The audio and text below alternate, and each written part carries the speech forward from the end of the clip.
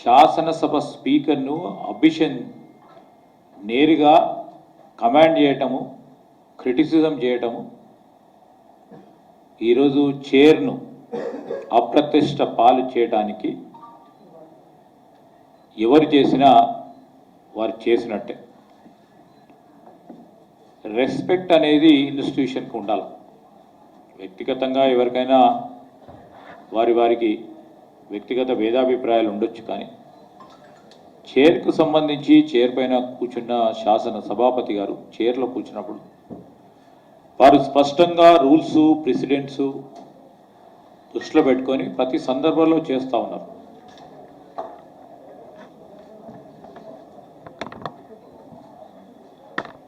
Party పరంగా ఈరోజు ఎవరికి కూడా కాంగ్రెస్ పార్టీకి సంబంధించి కూడా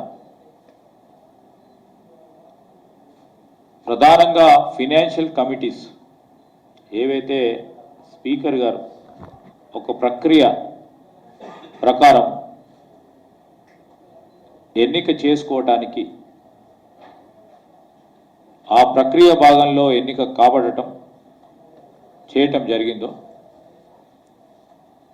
దాని పరంగానే స్పీకర్ గారు నిర్ణయం చేయటం జరిగిన తరుణం. అది స్పీకర్ గారు ఆ అసెంబ్లీకి సంబంధించిన వారు తీసుకున్న నిర్ణయం. మేము కూడా ఎక్కువ మాట్లాడలేము, ఇంకోరు కూడా ఎక్కువ మాట్లాడలేము. ఈరోజు స్పీకర్ గారు సంబంధించి మళ్ళా పార్టీ కాంగ్రెస్ పార్టీ అని అడ్డగోలుగా ఇష్టారాజ్యంగా మాట్లాడడం అనేది బీఆర్ఎస్ పార్టీకి సంబంధించిన వారు అధికారం కోల్పోయి 8 నెలలు గడిచినప్పటికీ, ప్రజలు తీర్పు ఇచ్చినప్పటికీ ఒక్కసారి కాదు, శాసనసభ ఎన్నికల్లో తీర్పిచ్చారు.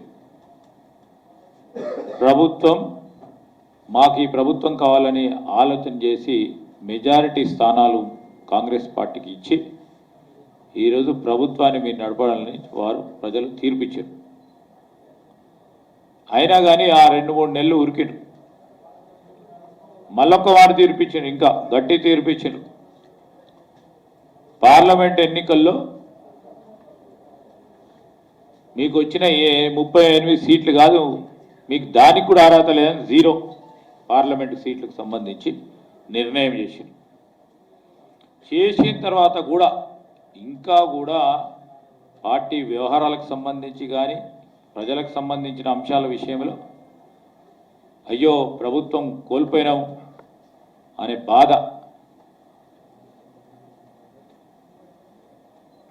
ప్రభుత్వానికి సంబంధించి అయ్యో మేము ఉండకపోతేమే అనే ఒక బాధతో ఇష్టారాజ్యంగా అడ్డగోలుగా మాట్లాడుతూ ఉన్నారు. అసలు ప్రజాస్వామిక వ్యవస్థలను కాల రాసింది ఎవరు? టీఆర్ఎస్ పార్టీ ప్రభుత్వం 9 సంవత్సరాల కాలయంలో అడ్డగోలుగా ఇష్టారాజ్యంగా ప్రజాస్వామ్య వ్యవస్థలను కూల్చేసింది. ఆ రోజు ఒక పక్షాన శాసనసభకు సంబంధించిన ప్రతిపక్ష నేతగా, అపోజిషన్ లీడర్గా బట్టి విక్రమార్క గారిని ఏ విధంగా వ్యవస్థను తారుమారు చేసి వ్యవస్థను కాలరాసే ప్రయత్నం జరిగిందో యావత్ తెలంగాణ ప్రజలు చూశారు. అదేవిధంగా పిఏసీకి సంబంధించి కాంగ్రెస్ పార్టీ మెయిన్ అపోజిషన్ కాకుండా ఆ రోజు ఎవరైనరో ప్రజలందరూ చూశారు. ఈరోజు అదే బట్టి గారికి పిఏసీ చైర్మన్ అవుతుండే కాకుండా చేసింది ఎవరు? వారా మాట్లాడేది? ఈరోజు దయ్యాలు వేదాలు వలికినట్టున్నాయి. ఈరోజు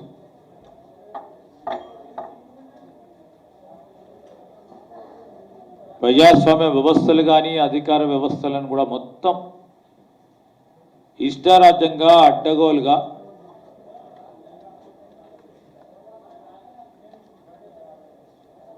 పార్టీ పరంగా వారి వ్యక్తిగత ఆలోచనల పరంగా ప్రభుత్వాన్ని వ్యవస్థలను నడిపారు. మళ్ళా వారు వచ్చి అడుగుతా ఉన్నారు. గౌరవ శాసన సభాపతి గారు రూల్స్కి అనుగుణంగా ఈరోజు ప్రెసిడెంట్స్కి అనుగుణంగా రాజ్యాంగ స్ఫూర్తితో రూల్ బుక్ పరంగా రూల్స్ అండ్ ప్రొసీజర్స్ పరంగా ఓ ప్రతిపక్షానికి సంబంధించిన శాసనసభ్యుడిని పిఏసీ కమిటీ చైర్మన్ చేయడం జరిగిందని మేము వారి పరిధిలో ఎందుకంటే మేము మాట్లాడలేం కనుక వారు చేసిందని గట్టిగా నమ్ముతాం. ఈ సందర్భంలో వ్యవస్థలను కాలరాస్తూ ఇంకో పరంగా మళ్ళా తిరిగి మా పరంగా మాట్లాడుతూ పార్టీకి సంబంధించిన మా శాసన సభ్యులందరినీ కూడా ఆ రోజు కాంగ్రెస్ పార్టీ పరంగా ఉన్న మా శాసన సభ్యులందరినీ కూడా 12 మందిని గోప్యంగా ఉంచి పార్టీ ఫిరాయింపులకు ప్రోద్బలం చేసింది ఎవరు? తెలంగాణ రాష్ట్ర ప్రజలందరూ కూడా చూడటం జరగలేదా? వ్యవస్థకు సంబంధించిన అంశం విషయంలో ఈరోజు ప్రజాస్వామ్యం అని మాట్లాడే వ్యక్తులు అని అడుగుతా ఉన్నాం. మీరే వ్యవస్థలంతా కూడా కాలరాసి మీరే పార్టీకి సంబంధించిన ఫిరాయింపుల పరంగా శాసనసభ్యుల ఫిరాయింపుగా మీరు చేసిన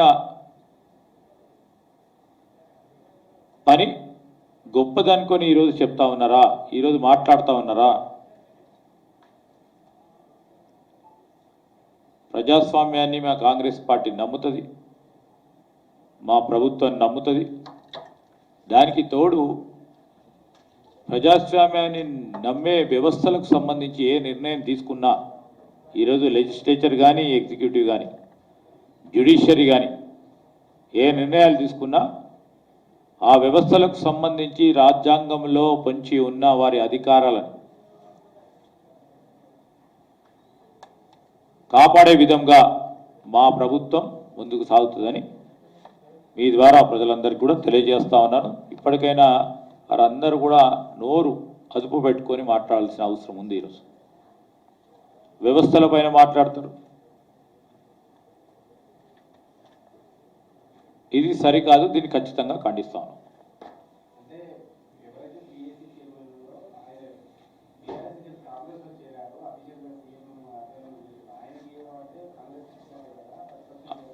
వారికి ఏదైనా వ్యక్తిగత అభిప్రాయ భేదాలు ఉంటే వారి పార్టీలో మాకేం సంబంధం అండి? ఈరోజు పిఏసీ కమిటీ చైర్మన్ గారు వారు స్వయాన ప్రెస్ చెప్పిండ్రు. వారు బీఆర్ఎస్ పార్టీకి సంబంధించిన శాసనసభ్యుడిని అని వారే స్పష్టంగా చెప్పడం జరిగింది. మేముగా చెప్పింది. ఇంత స్పష్టంగా ఉంటే వారికి ఎవరికైనా మళ్ళా కేసీఆర్కో పిఎస్సి చైర్మన్గా అయిన వారికి పడకుండా ఉంటే మాకేం సంబంధం అండి? వారి పార్టీ వ్యవహారాల్లో మాకేంది? మా పార్టీ మీ పార్టీకి సంబంధించిన అంశం విషయంలో మీరే సక్రమం లేకుండా మమ్మల్ని అంటే ఏం లాభం?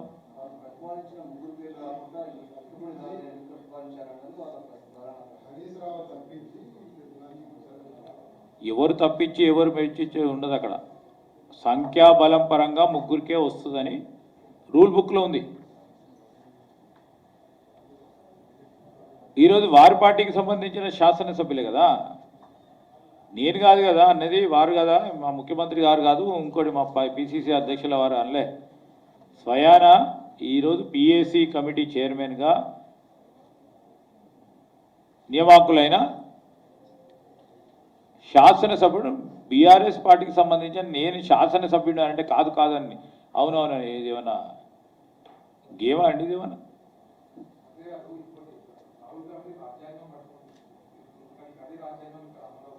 ఎవరు మాట్లాడుతున్నారు రాజ్యాంగం గురించి? ఏ వ్యవస్థ మాట్లాడుతుంది? బీఆర్ఎస్ పార్టీ రాజ్యాంగం గురించి మాట్లాడుతుంది. ఈరోజు రాహుల్ గాంధీ రాజ్యాంగానికి సంబంధించిన అంశం విషయంలో దేశ స్థాయిలో రాజ్యాంగానికి సంబంధించిన స్ఫూర్తిని కూలగొడతా ఉన్నారని దేశవ్యాప్తంగా కాలినడకన పైన పాదయాత్ర చేస్తూ తన కమిట్మెంట్ కన్విక్షన్కు సంబంధించిన అంశం విషయం బీఆర్ఎస్ వాళ్ళు మాట్లాడే నైతిక హక్కు లేదు. రెండవది, ఇక్కడ రాజ్యాంగ స్ఫూర్తితోనే ముందుకు పోతా ఉన్నాం, ఎక్కడ కూడా లేదు. ప్రజాపాలన అంటే నేరుగా ప్రజాపాలన ద్వారానే ప్రజలతోనే పాలన నడిపిస్తామని చెప్పి ఆ విధమైన స్పష్టతతో ముందుకు పోతా ఉన్నాం, సంశయం లేదు. సరే, బీఆర్ఎస్ పార్టీ వాళ్ళకు వారికి ఏదో రాజకీయంగా విమర్శలు చేయాలంటే రోజుకు 2-3 మార్లు విమర్శలు ఎవరు చేస్తూ ఉన్నారండి? ట్వీట్లు ఎవరు పెడతా ఉన్నారు? ఒకరు ఇద్దరు మీకు తెలుసు. ఒక పరంగా కేటీఆర్ గారు, ఇంకో పరంగా హరీష్ రావు గారు. అసలు బీఆర్ఎస్ పార్టీ వాళ్ళు ఇద్దరిదే తెలుసు కదా, కేసీఆర్ గారిది. ఈరోజు వారికి సంబంధించి మాట్లాడుతూ ఉన్నారు. సరే, రోజు పొద్దున చూడండి, మధ్యాహ్నం చూడండి, సాయంత్రం చూడండి, పొద్దున్న చూడండి, వాళ్ళే ఉంటారు. మొత్తం ఈ 8 నెలల కాలయంలో ఎవరు మాట్లాడారో చూడండి. అంటే ఈరోజు జరుగుతూ ఉన్న పరిణామాలను చూసి ప్రజాస్వామికయుతంగా కాంగ్రెస్ పార్టీ ఉందా, బీఆర్ఎస్ పార్టీ ఉందా?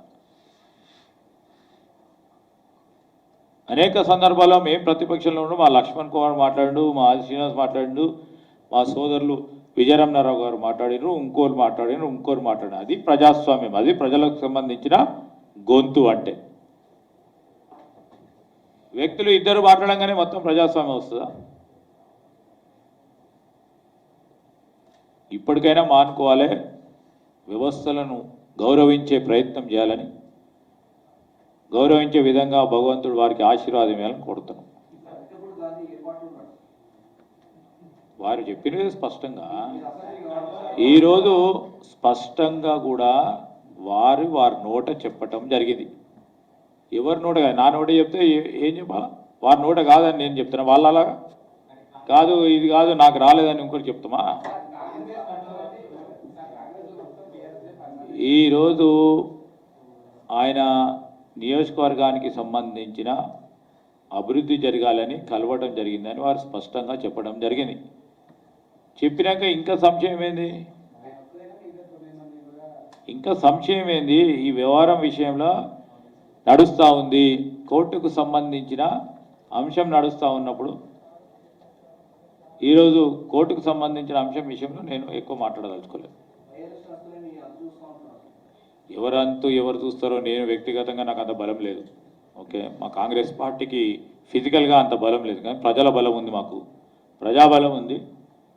ప్రజలు చూస్తారు ఎవరికి చూడాలనో. ఇప్పటికే 2 సార్లు చూసిండ్రు, 3వసారి కూడా వారు అంతు ప్రజలే చూస్తారు.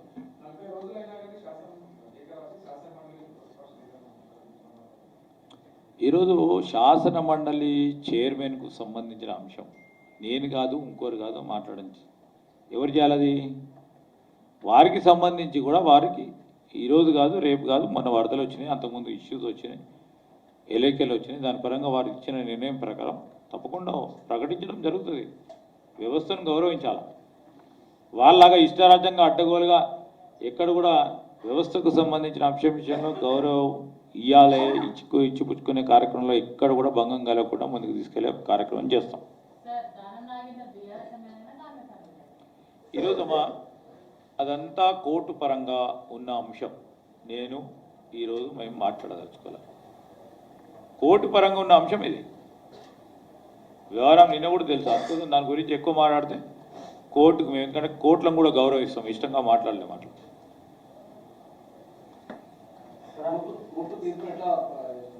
కోర్టు అనే అంశము మేము జ్యుడిషియరీని రెస్పెక్ట్ చేస్తాం. కోర్టుకు సంబంధించిన అంశం వచ్చే వరకు ఈరోజు చట్టం ప్రకారం ఏం అడుగులు వేయాలో ఆ అడుగులు వేయటం జరుగుతుంది. పార్టీ పరంగా కాదు, ఈరోజు వాళ్ళకి జరుగుతూ ఉన్న అంశం విషయంలో స్పీకర్ గారి ఇన్స్టిట్యూషన్కి సంబంధించిన ఒక సెక్రటరీస్ పరంగా ఆదేశాలు ఇవ్వటం జరిగింది. దానికి 51 పేజీలకు సంబంధించిన మొత్తం ఆ జడ్జిమెంట్కి సంబంధించిన పూర్తి స్థాయిలో మేము కూడా చదవలేదు, చదివిన తర్వాత దానిపైన స్పందిస్తాం.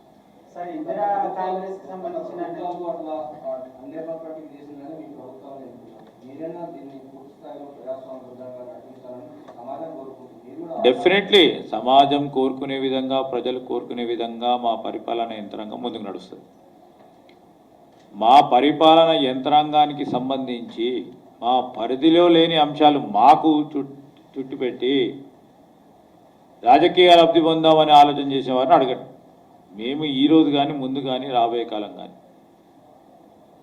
వ్యవస్థలను గౌరవిస్తాం, ప్రజాస్వామ్య వ్యవస్థను గౌరవిస్తాం, చట్టాన్ని గౌరవిస్తాం, రాజ్యాంగ స్ఫూర్తిని ముందుకు తీసుకెళ్లే కార్యక్రమం కార్యాచరణ తీసుకుంటాం. ఇప్పుడు ఎవరన్నా వస్తే కాదని అన్నారు. ఆయన మీనింగ్ ఏంది? మీ పరిపాలన బాగుంది, అభివృద్ధి జరుగుతూ ఉంది, సంక్షేమ కార్యక్రమాలు బాగున్నాయి, వస్తాము అంటే రండి అంటాం, కానీ వద్దు అంటాం. అయింది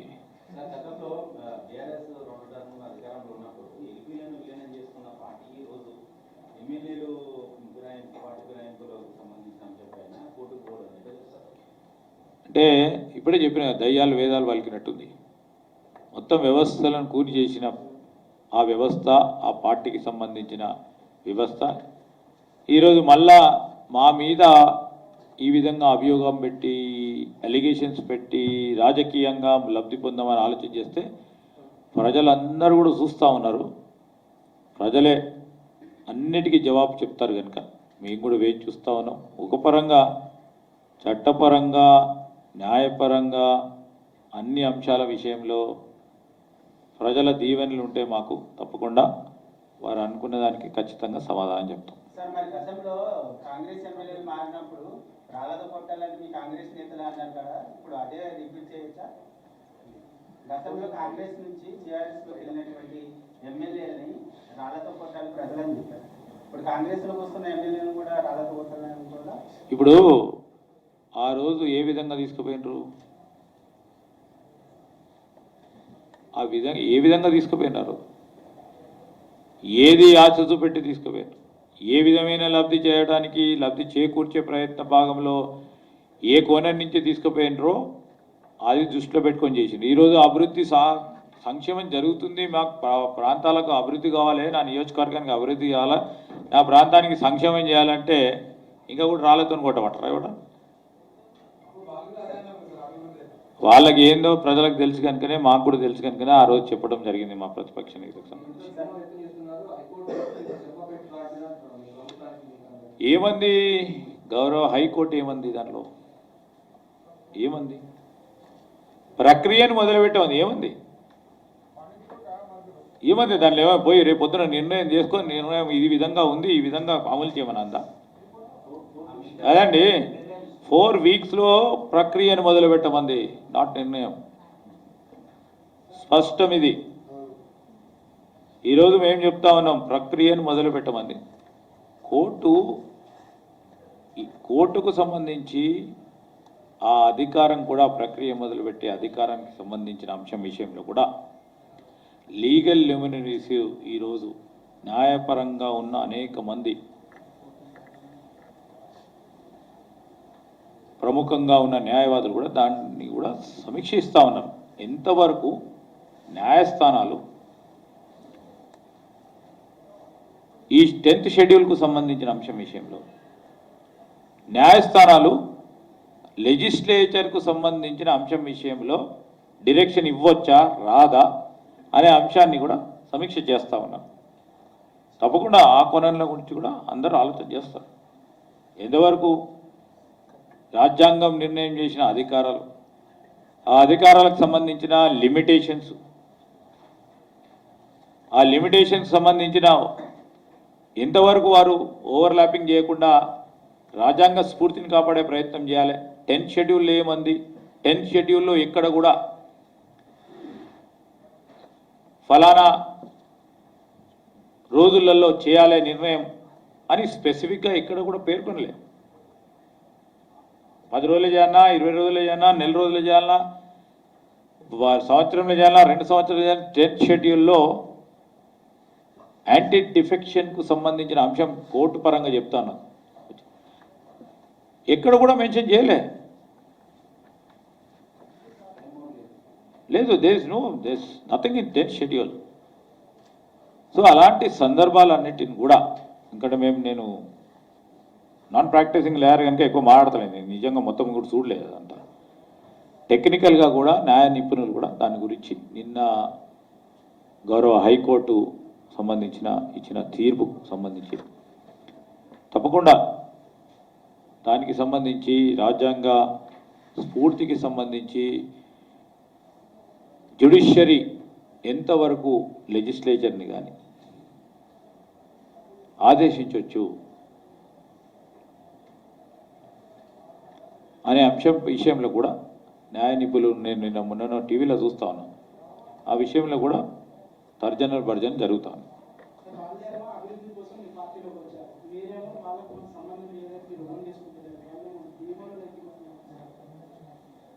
నేనైతే చూసినప్పుడైతే మరి మేమేమి మాకు వచ్చిన వాళ్ళు మా డిమోరల్ అయినట్టో మాకు వచ్చిన వారెవరో పోయిన వారెవరో ఈరోజు మేము చెప్తా ఉన్నాము.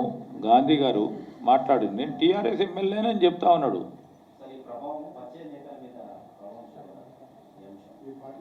ఇప్పుడు నేతలకు సంబంధించిన వచ్చేవారు మా చెప్పినట్టు ఎవరు వచ్చినా ఆహ్వానం, మేము ఎవరిని ప్రోద్బలం చేస్తలేం, పుష్ చేస్తలేం, ప్రెజర్ పెడతలేం, రావాలని భయపెట్టిస్తలేము.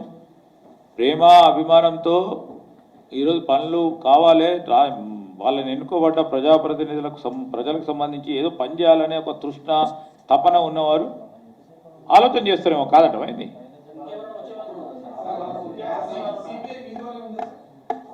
సిపిఐ పార్టీ మాతో నుండేందండి, అది జాతీయ పార్టీ. అది ఈరోజు ఆ కూటమికి సంబంధించి ఇండియా కూటమిలో ఒక భాగస్వాములు వాళ్ళు. ఆ భాగస్వాముల భాగంగా మాతోనే ఉన్నారని మేము ఆశిస్తున్నాం. ఎవరో ఒకరు మళ్ళీ ఒకరు అంటే ఒకరు మాకేం సంబంధం, మొత్తం మేము మా పార్టీ హైకమాండ్ ఏ విధంగా చెప్తే ఆ విధంగా ముందుకెళ్తాం.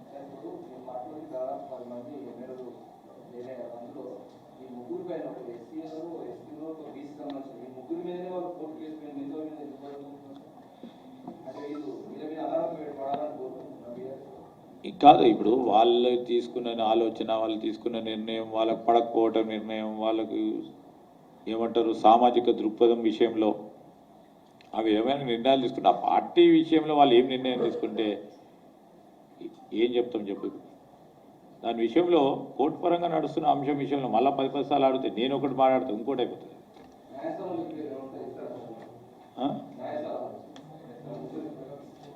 న్యాయస్థలాలు న్యాయపరంగా ఎవరికి న్యాయం అనిపిస్తే వారు వకీళ్ళు పెట్టుకుంటారు, వాళ్ళు ముందుకు పోతారు. కాదు, ఆయన నాలాగానే నాన్ ప్రాక్టీసింగ్ అలా. సార్, ఏఐసిసికి ఇక్కడ రాష్ట్రంలో ఉన్న ఆర్ఆర్ కాంగ్రెస్ గ్యాప్ వచ్చింది. ముఖ్యంగా ఎమ్మెల్యేని చేర్చుకునే అంశంలో రేవంత్ రెడ్డి పొంగిలేడు తప్ప కాంగ్రెస్ లో ఉన్న ఏ సీనియర్ నేతలకు కూడా ఇష్టం లేదు. అందుకే ఇప్పుడు కూడా ఎమ్మెల్యేని చేర్చుకునే సమయంలో ఆ నేతలు దగ్గరలో లేరని. ఇప్పుడు అఖిల భారత కాంగ్రెస్ పార్టీకి సంబంధించి ఎవరు